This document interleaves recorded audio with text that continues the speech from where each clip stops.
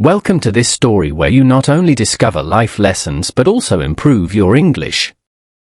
As you listen to Jake's journey, you'll hear valuable vocabulary and sentence structures you can use in daily conversations. In this story, Jake learns about the importance of listening, compassion, and humility.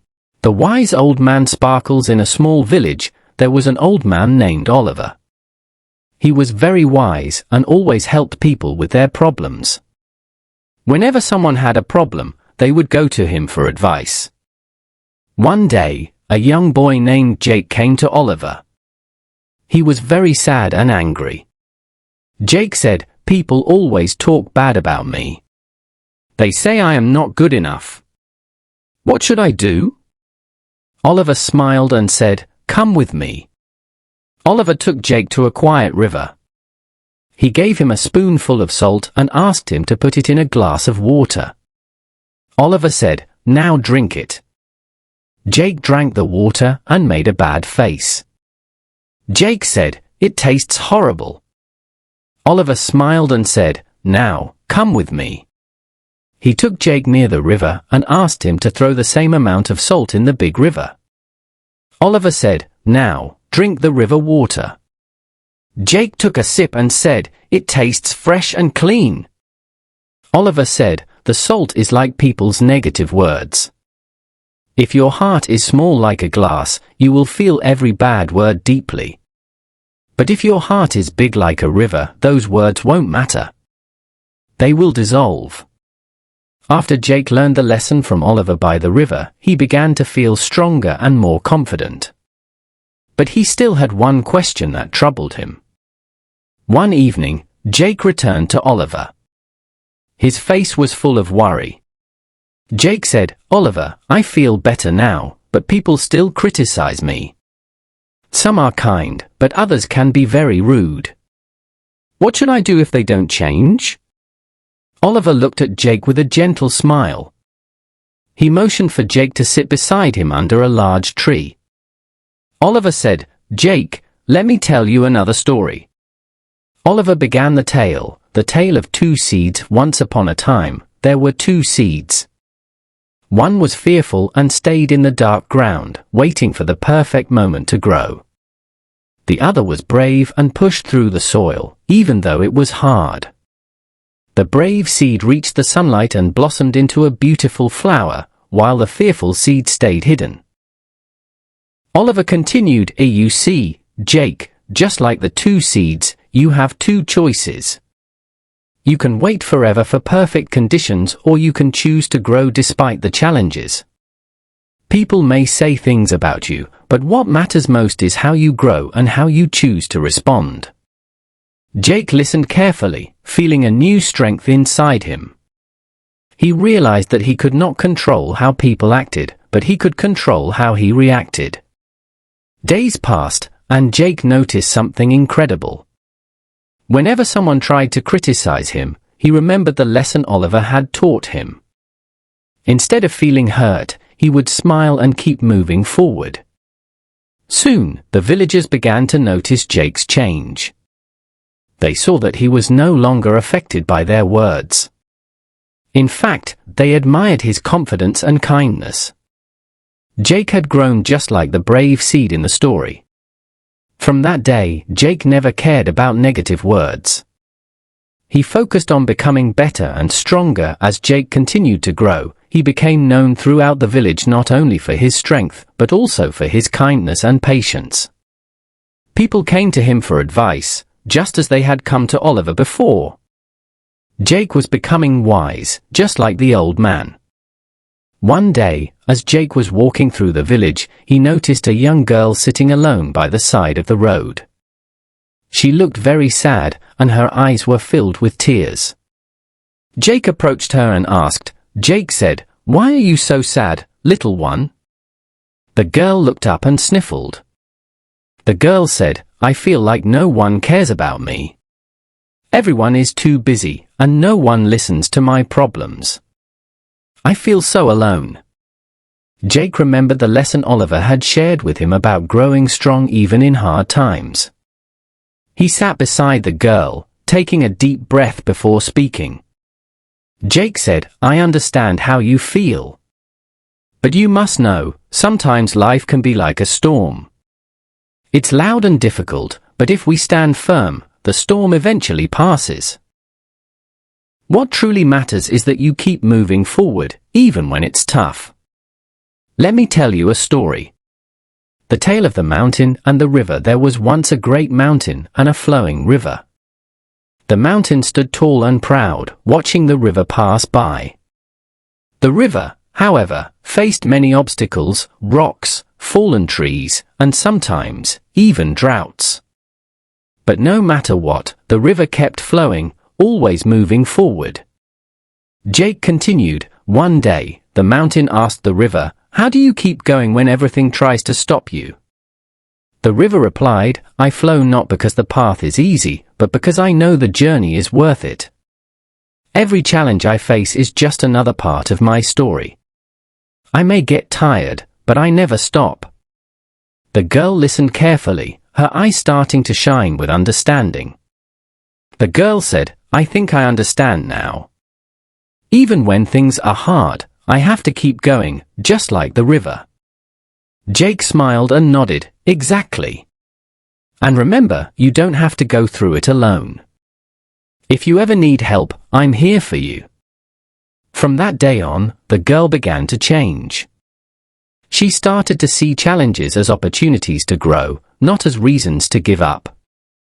And just like the river, she kept moving forward, learning, and growing stronger. As Jake helped more people in the village, he began to feel something new. He realized that his journey of growth was far from over. Although he had learned a lot from Oliver, he knew there was still much more to understand about life, wisdom, and helping others. One day, a stranger came to the village. He was tall and mysterious, with a serious face and eyes that seemed to carry the weight of many years. He approached Jake, who was sitting under the old oak tree, thinking deeply. The stranger said, I've heard of you, Jake. They say you have great wisdom. But wisdom isn't just about helping others, is it? Tell me, what have you learned about yourself? Jake looked at the stranger, surprised. He had always focused on helping others, but he had never really thought about himself in the same way. He realized this was a new challenge, one that would require a different kind of learning. Jake replied, I've learned that helping others is important, but I must also understand myself. To help others grow, I must continue growing too. I need to know my strengths and weaknesses, so I can be the best version of myself. The stranger nodded, his serious face softening into a small smile. The stranger said, that is the first step towards true wisdom, Jake. Now, let me share with you a lesson about balance. The tale of the two wolves. Long ago, a grandfather sat with his grandson and told him about the battle inside every person's heart. There are two wolves, he said. One is good, filled with kindness, compassion, and patience. The other is bad, filled with anger, jealousy, and fear. Jake listened closely as the stranger continued. The grandson asked, which wolf wins? The grandfather answered, the one you feed. Jake sat in silence, thinking deeply about the story. Jake said, so, it's all about choice, isn't it? The good wolf is the one I need to feed with positivity, love, and self-reflection, while the bad wolf feeds on anger, fear, and doubt. The stranger smiled and nodded. The stranger said, exactly. True wisdom comes when we feed the good wolf within ourselves. When we are at peace with ourselves, we can bring that peace to others. Jake felt a deep sense of understanding wash over him. He had helped many people in the village, but now he realized that in order to be truly wise, he must also take care of his own heart. As the seasons changed, the village grew, and more people came seeking Jake's wisdom. He had now become not just a mentor, but a symbol of calm and insight. The villagers looked up to him, and he was happy to help them, but Jake began to feel something missing. Although he had learned so much about life, he realized that he still hadn't learned one important thing, the power of listening. It seemed that everyone came to him for advice, but he rarely took the time to truly listen to their thoughts and feelings. One evening, as Jake was sitting by the river, reflecting on his journey, Oliver appeared beside him. Jake said, smiling, "Oliver, I've learned so much over the years. But I still feel like there's something I haven't fully grasped yet." Oliver, now older and frailer, sat down beside Jake. Oliver said, "What is it, Jake?" Jake replied, "I help others by giving advice, but I don't always listen to them deeply. I realize that sometimes they don't need answers, they need someone to truly hear them." Oliver nodded, a look of approval in his eyes. Oliver said, "Listening is an art, Jake. It's more than just hearing words, it's about understanding the person, their emotions, and what's in their heart. Sometimes, the greatest wisdom comes not from giving advice, but from simply being there." Jake thought about Oliver's words for a long time, and he knew that it was time to learn this new skill. The next day, a woman named Elena came to Jake. She was visibly upset, and Jake knew that she had a heavy heart. Instead of offering advice right away, he remembered what Oliver had taught him. Jake said gently, "Elena, I'm here for you. Please tell me what's on your mind." Elena sat down beside him, tears in her eyes, and began to speak. She told Jake about her struggles with her family, her feelings of loneliness, and how she often felt that she wasn't enough. Jake listened quietly, his eyes focused on her, without interrupting. For the first time in a long while, Elena felt that someone truly understood her. She wasn't looking for answers, she just wanted to be heard. After a while, Elena stopped speaking. She looked at Jake, her face softening, and said, Elena said, "Thank you, Jake. I didn't expect answers, but just talking to someone who really listens, it's enough." Jake smiled, a deep sense of peace filling his heart. He realized that sometimes, the most powerful thing he could do was simply listen. As time passed, Jake's reputation spread far and wide. People from neighboring villages traveled great distances to seek his guidance. He had become a trusted advisor and a source of hope for many.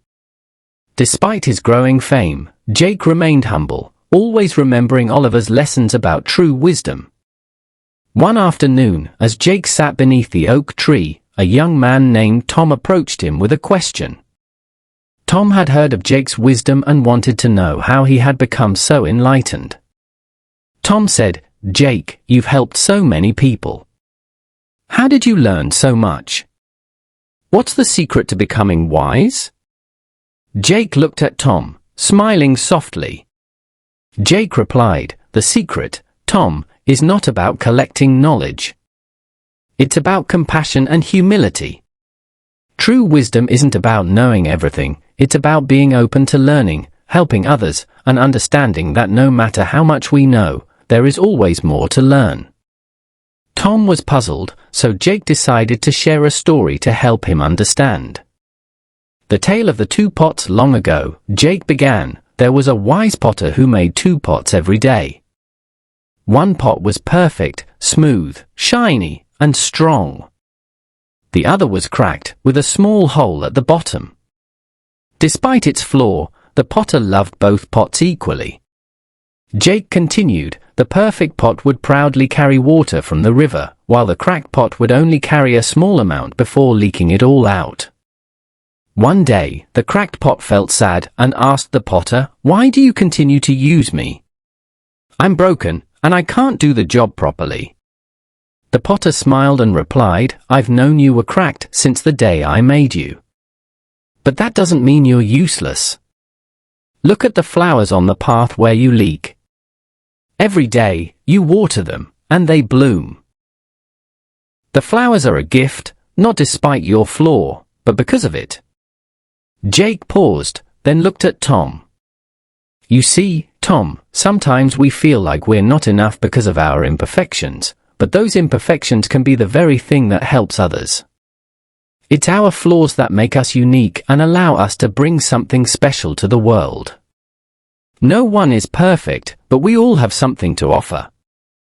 Tom listened carefully, and a light seemed to go off in his mind. Tom said, "I understand now, Jake. It's not about being perfect. It's about being true to yourself and using your strengths, even if they come with weaknesses, to help others." Jake smiled, his heart full of gratitude. He realized that teaching others was not just about sharing knowledge, but about showing compassion for their struggles and helping them accept their imperfections. It was a quiet evening, and Alex sat by the window, staring out at the city lights. He had always wanted to speak fluent English, but without a practice partner, he often felt stuck. One day, he came across a list, 9 techniques to practice English speaking alone. 9 techniques sounds interesting, Alex thought. But do they really work? Determined to find out, he decided to try them all. And guess what? Each one turned out to be more fun than he expected. Some made him laugh, some made him think, and some even made him feel like a completely different person. But the best part? He could already feel himself improving. So today, I'm going to take you through these 9 brilliant techniques, ones that can help anyone practice English speaking, even when alone. And the coolest part? I won't just tell you about them, I'll actually show you how to do them.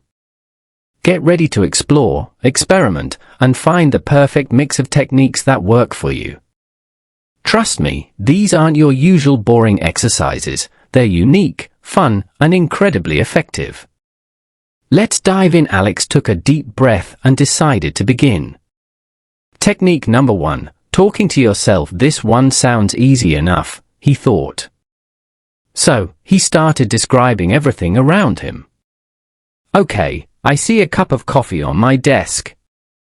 It's steaming hot, and the aroma is amazing. I should probably take a sip before it gets cold. At first, it felt a little weird talking to himself. But soon, he started enjoying it. Describing things out loud made his brain work faster, and he could already feel his sentences flowing more smoothly. Technique thinking in English. This one was trickier. Alex realized that he usually thought in his native language and then translated into English. No wonder he took so long to speak. All right, from now on, I'll try to think directly in English, he challenged himself. As he walked to the kitchen, he forced his thoughts into English. I need to make a sandwich. Let's see, bread, cheese, tomato. Oh wait, I should toast the bread first. It wasn't perfect, but the more he did it, the faster his mind adapted. Technique number 3, imitating native speakers. Alex pulled out his phone and played a video of his favorite English-speaking YouTuber. He listened carefully, then paused and repeated each sentence, mimicking the pronunciation and intonation. Wow, I sound almost like them, he thought, laughing at his own efforts. At first, he stumbled on some words, but he kept going. The more he imitated, the more confident he felt. Technique number 4, recording yourself. This was a scary one. The thought of hearing his own voice made him nervous. But he pressed record and started speaking. Hello, my name is Alex. Today, I'm practicing my English speaking skills. I hope I don't sound too weird. When he played it back, he cringed a little. But then, he noticed something. His pronunciation wasn't as bad as he thought. He also spotted mistakes he hadn't realized before.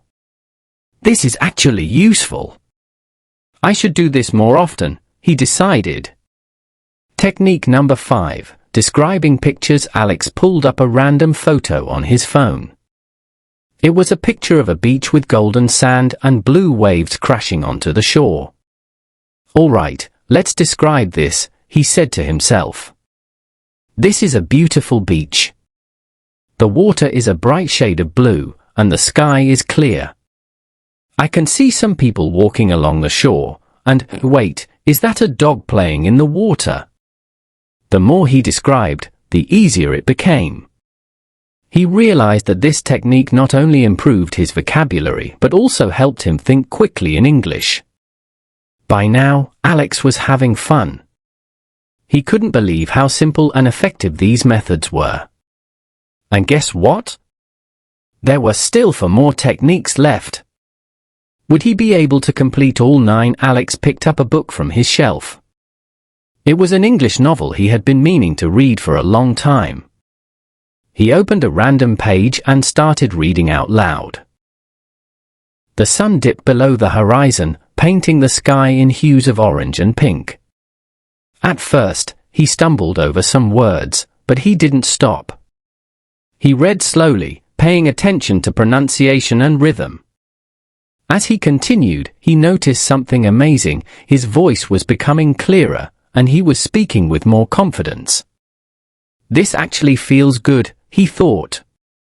The best part? Reading aloud made him hear English in his own voice, making it easier to remember new words now. Alex took things to the next level. What if I imagine a conversation with someone? He pretended he was in a coffee shop, ordering a drink. Alex, hi. Can I get a cappuccino, please? Imaginary barista, sure. Would you like any sugar with that?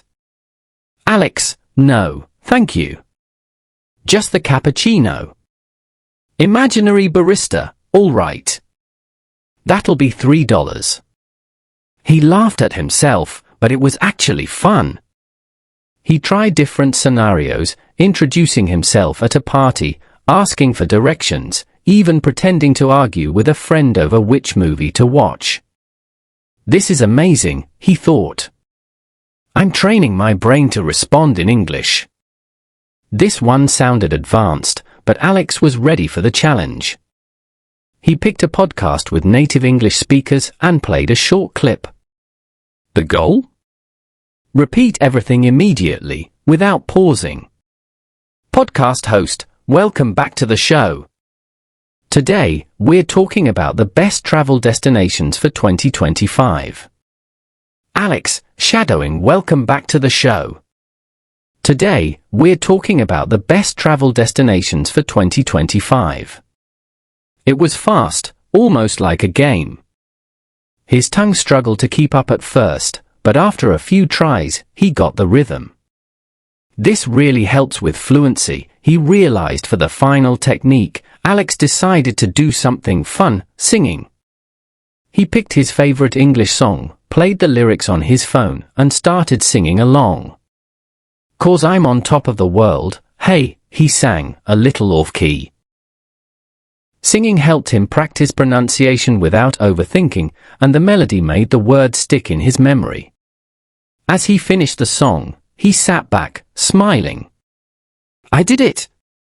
I tried all 9 techniques. Looking back, he realized something important: practicing alone doesn't mean you can't improve. In fact, these techniques had pushed him out of his comfort zone in ways he never expected. That night, as Alex lay in bed, he whispered to himself in English, "Tomorrow, I'm going to do even better." And with that thought, he drifted off to sleep, already excited for his next practice session. The next morning, Alex woke up feeling different.